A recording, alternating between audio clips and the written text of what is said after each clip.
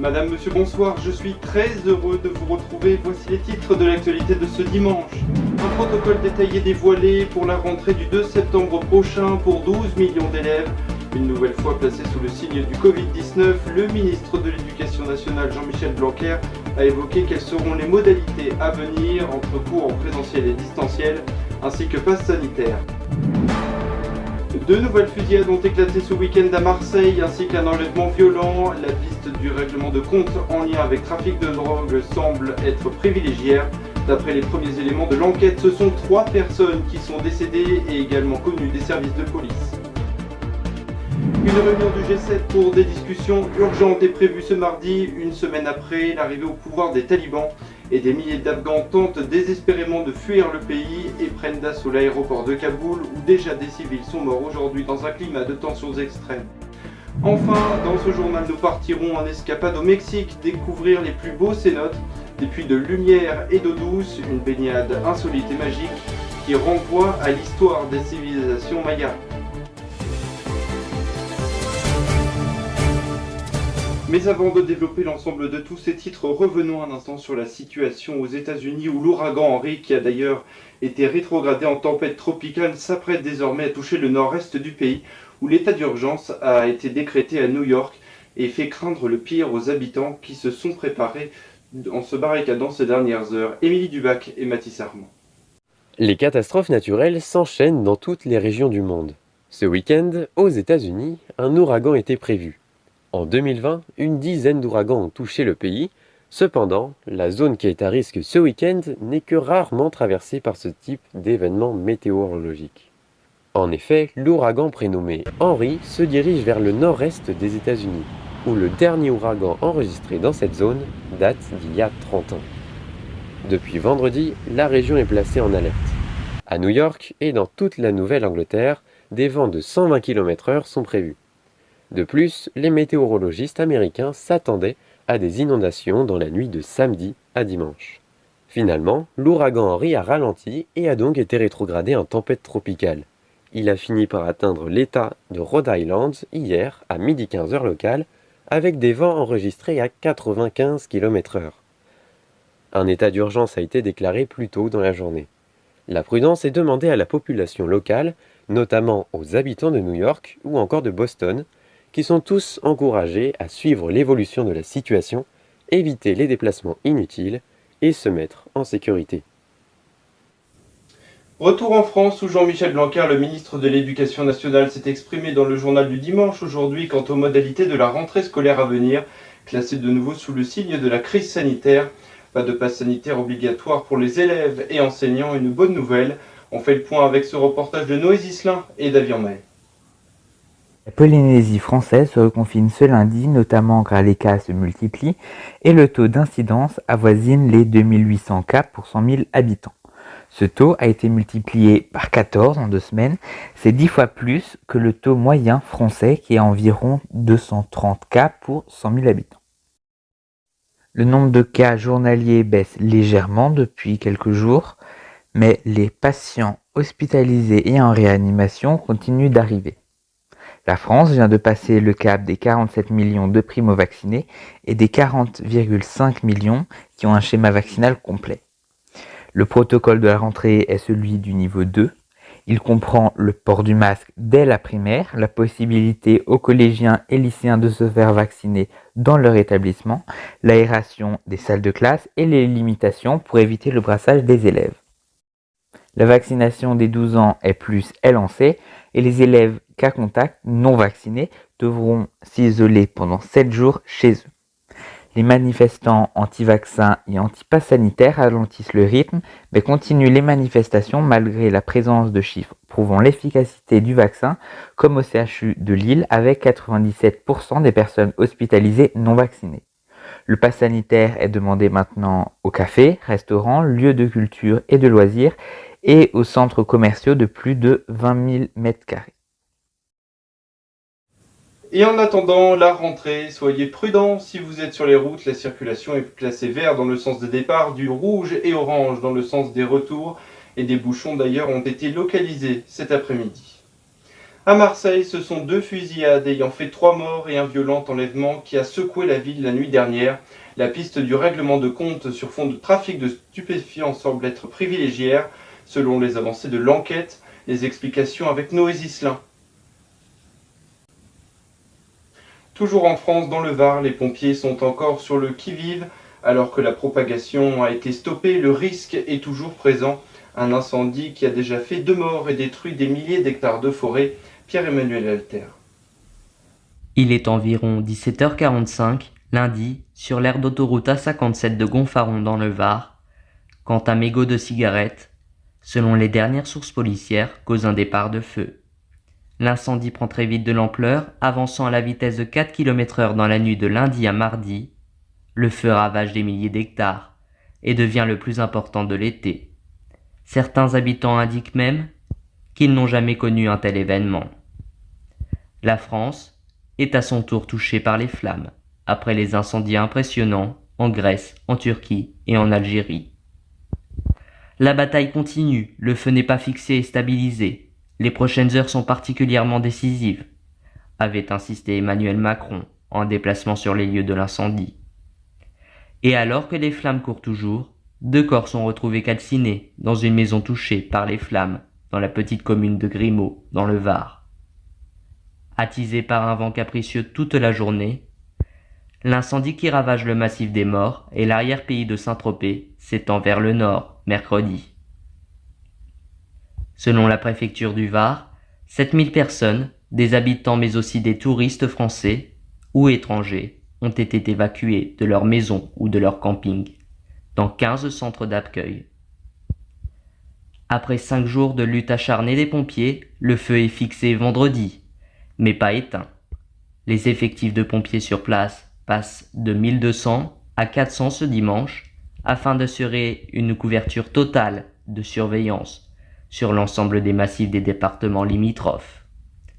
Au total, le feu a parcouru 8100 hectares depuis lundi et brûlé 7100 hectares de forêt, de vignes et de garrigues dans le massif des Morts. Le bilan humain est de 2 morts et 26 blessés légers, dont 7 pompiers.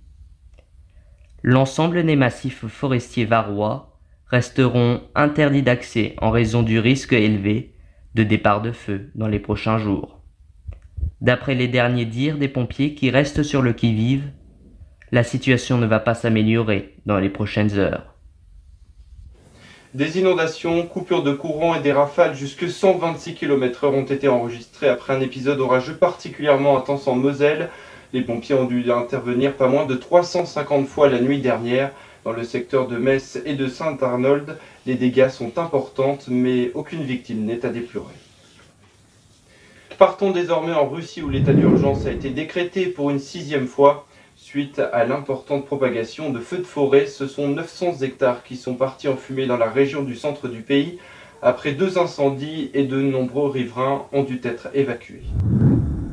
Après le cessez-le-feu et une trêve de 3 mois débutée en mai, suite à 11 jours de guerre, les combats ont repris sur la bande de Gaza après que l'armée de l'air israélienne ait frappé 4 sites dits suspects d'armes et de stockage au Hamas. 41 civils palestiniens ont été blessés et un soldat israélien. L'autre grand titre de l'actualité de ce dimanche, c'est aussi cette situation toujours chaotique en Afghanistan. Les évacuations se poursuivent, au moins 17 000 personnes ont pu être évacuées. L'aéroport de Kaboul est pris d'assaut, une cohue ayant entraîné la mort de 7 personnes ce dimanche, comme vous le voyez sur ces images, une semaine après que les talibans aient pris le pouvoir dans le pays, alors qu'une réunion du G7 est prévue ce mardi. Reportage explicatif de Pierre-Emmanuel Alter. Chaos à l'aéroport de Kaboul. C'est ce qui caractérise le mieux la situation dans la capitale afghane, et pour mieux le comprendre, retournons quelques mois en arrière.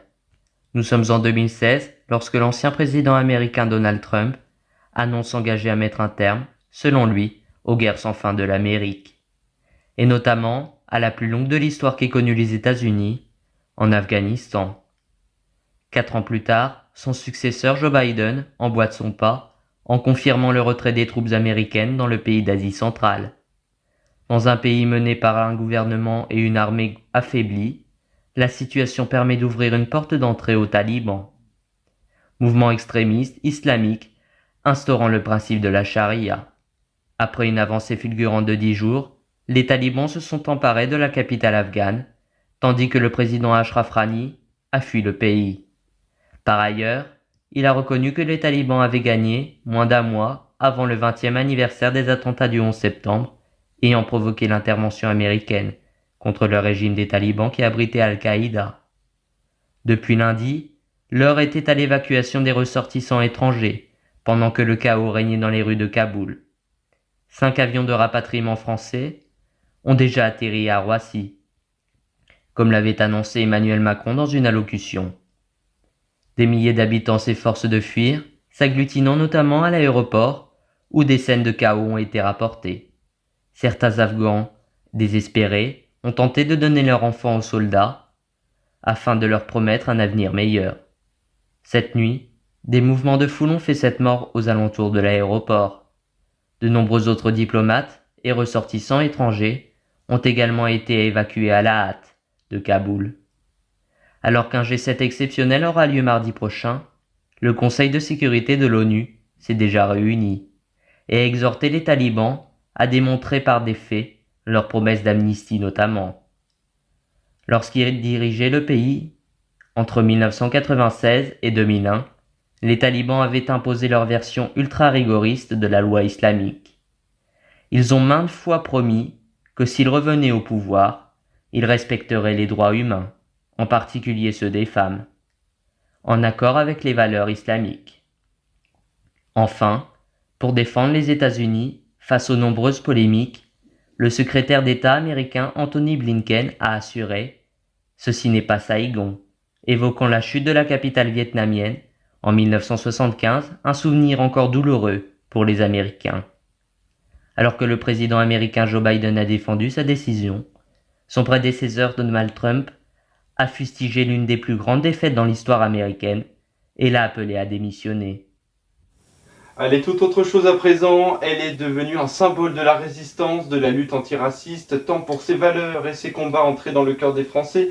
Joséphine Baker sera la première femme noire à entrer au Panthéon le 30 novembre prochain, date anniversaire où elle a obtenu la nationalisation française après son mariage en 1937, une décision prise il y a un mois par l'Élysée, une leçon d'émancipation et d'universalisme républicain. Je vous propose à présent un voyage dans le temps lorsque les paysans Yucatan récoltaient leurs vers au cœur d'un paysage à couper le souffle, à la découverte des grottes et de leurs eaux cristallines, une excursion à près de 20 mètres sous terre, signée Baptiste Armand, regardez. Au pays des Mayas, une baignade dans un lieu paradisiaque ne s'offre qu'à ceux qui osent s'y aventurer. Derrière le sable blanc et ses paysages féeriques se cachent d'autres trésors, au cœur de l'immense jungle du Mexique. Vu du ciel, nous pouvons admirer les cénotes, ces taches bleu turquoise. Dans la langue maya, les cénotes signifient des puits d'eau douce, petit paradis de fraîcheur dans la moiteur de la forêt. Dans la péninsule de Yucatan, on compte des milliers de cavités calcaires aquatiques. Contemplez les rayons du soleil qui illuminent au reflet de cette eau limpide les rochers et nager au milieu des tortues et des poissons exotiques. Un immense réseau de galeries, tel un labyrinthe aquatique immergé, relie les cénotes. Une découverte dans ces rivières souterraines sur des milliers de kilomètres dans un lieu sacré pour les Mayas. L'eau souterraine rencontre la lumière du jour dans ce qui est appelé bouche du cénote. Une baignade féerique garantie au cœur de la jungle mexicaine entre ténèbres et soleil. Voilà des images dont on ne peut se lasser. On retrouve tout de suite avant de se quitter Pierre-Emmanuel Alter. Bonsoir à vous. Alors quel temps fera-t-il demain ? Bonsoir Steven, bonsoir à toutes et à tous. Et non, l'été ne va pas revenir tout de suite puisque après une période estivale assez fraîche et pluvieuse sur une grande partie du territoire, excepté en Méditerranée avec des conditions, il faut l'avouer, sèches et ensoleillées, on va retrouver pour ce lundi matin des éclaircies sur une majeure partie du territoire, des averses dans le nord-est, plus de soleil dans le sud, quelques nuages en Corse et attention à ce vent qui va s'amplifier jusqu'à 70 km/h l'après-midi qui pourrait attiser les flammes, amplifier le risque d'incendie notamment dans le Var où l'après-midi on gardera toujours le même ciel avec toujours des éclaircies sur une grande partie du territoire. Côté thermomètre, on retrouve 22 degrés au plus fort de la matinée à Nice jusqu'à 12 degrés à Clermont-Ferrand. Il faudra l'avouer, il fera assez frisqué. L'après-midi, on ira jusqu'à 31 degrés à Marseille, 23 degrés à Paris, 22 degrés à Strasbourg et 26 degrés à Bordeaux. Pour la tendance des jours à venir, on retrouvera des températures assez semblables à ceux de saison, jusqu'à 24 degrés l'après-midi au nord et 28 degrés au sud. Côté ciel, on gardera des éclaircies, mais sans précipitation. A priori, quelques orages toutefois sur les massifs du sud, alpins de Corse et les Pyrénées. Voilà, Steven, pour le ciel de ces prochains jours, je vous rends l'antenne. Et voilà, c'est la fin de ce journal. Merci de nous avoir suivis. Dans 15 jours pour l'information, vous retrouverez David en Malais. Mais avant, restez avec nous. Mercredi prochain, une bande-annonce exceptionnelle consacrée à notre rentrée. Je vous souhaite à tous une très belle soirée. Je vous dis à très bientôt.